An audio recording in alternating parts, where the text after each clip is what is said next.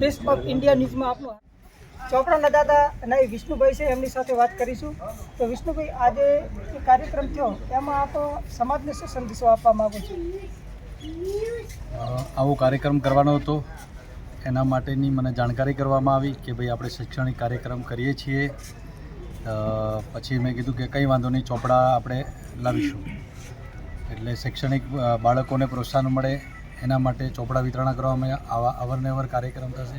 યોજાના તાલુકાના આથમણા વિભાગ ન્યાય સમાજ તરફથી એક બાળકો પોતાની કારકિર્દીની અંદર ઊંચા શિખરો સર કરે એના માટે એક અમે નાનકડું આયોજન કરવામાં આવેલું.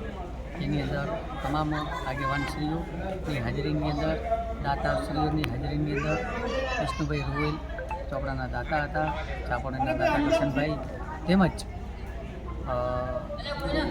નાસ્તાના દાતા પ્રવીણ માસ્ટર ગાંધીનગર, એમની હાજરીની અંદર બહોળી સંખ્યામાં બાળકો ઉપસ્થિત રહી અને બાળકોને વિનામૂલ્યે.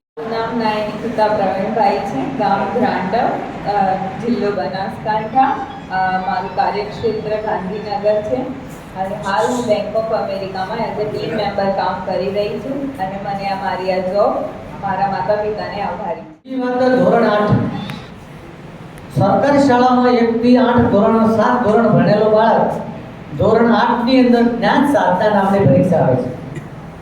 હવે એ પરીક્ષા જો પાસ થાય અને વાલીને એમ કે મારે 9મા ની અંદર પ્રાઇવેટ શાળાની અંદર 9 થી 12 ભણાવવું છે બાળકને, તો સરકાર 9 થી 12 કુલ થઈને એક બાળક દીઠ 94,000 રૂપિયા આપે. અમારા દિયોદરમાં નાય હિંદવાણી આથમણા પરગણાની અંદર આજે જે છોકરાને ચોપડાનું વિતરણ કરવામાં આવ્યું, એમાં રૂવેલથી નાય વિષ્ણુભાઈ તરફથી અને બકડાળાથી કરશનભાઈ ચાના દાતા હતા, નાસ્તાના દાતા પ્રવીણભાઈ માસ્ટર અને અમારા સમિતિના પ્રમુખ, મંત્રી, વડીલો અને બાળકો સાથે મસ્ત રીતે સારો એવો મસ્ત પ્રોગ્રામ કર્યો અને છોકરાને શિક્ષણ વિશે સારી સમજણ આપી, સારા વિચાર આપ્યા અને ઘણા આગળ વધે એવા અમારા શિક્ષક શ્રી રઘુભાઈ, શામળાભાઈ અને અશુકભાઈ ધણસોલથી બધાએ હાજરી આપી અને છોકરાને સારા ઘણા આગળ વધે એવા આશીર્વાદ આપ્યા.